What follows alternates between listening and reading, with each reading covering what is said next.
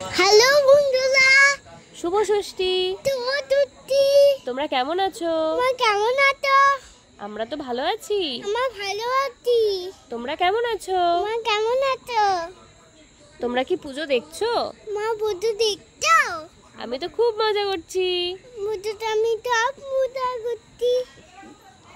Good morning সকলকে। তোমরা দেখছো আমাদের বাড়ির ছাদের ওপর কত ফুল হয়েছে, সব গাছে ফুলে ভরে গেছে। তো আজকে সকাল সকাল স্নান করে পুজো দেবার জন্য ছাদে গেছিলাম, আর এত ফুল দেখে সেই ভালো লাগছিল।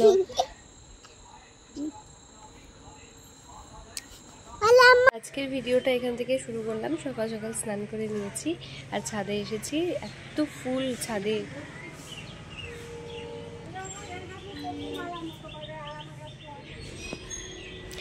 মায়ের বাগান ভিজিট হচ্ছে দাদু নাতিদন।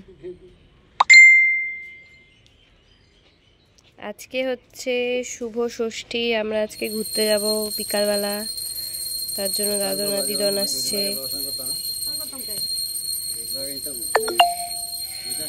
আকাশটা দেখো কি সুন্দর।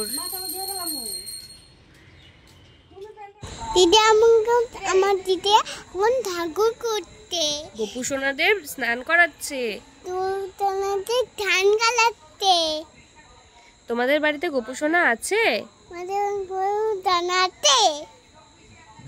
বাড়ির দুই গপু সোনা, এই দেখো, একজন লাল একজন হলুদ জামা পরে যাবো, তাই রেডি হয়ে গেছি।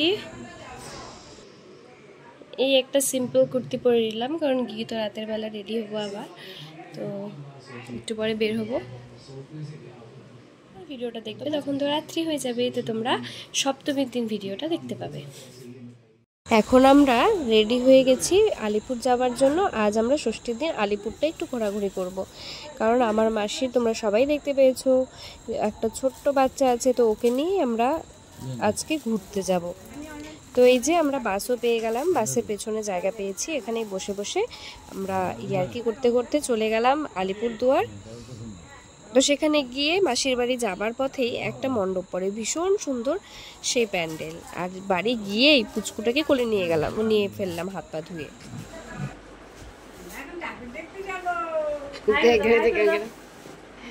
হাই করে দাও সবাইকে, তুমি একটু সবাইকে হাই করে দাও, হাতটা তুলে হাই করো।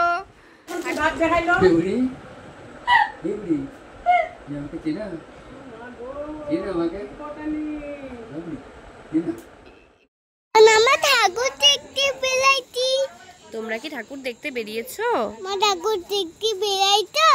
কেমন কেমন প্যান্ডেল ছিল? এখানে তো দারুণ পুজো হয়েছে। তোমাদের কি?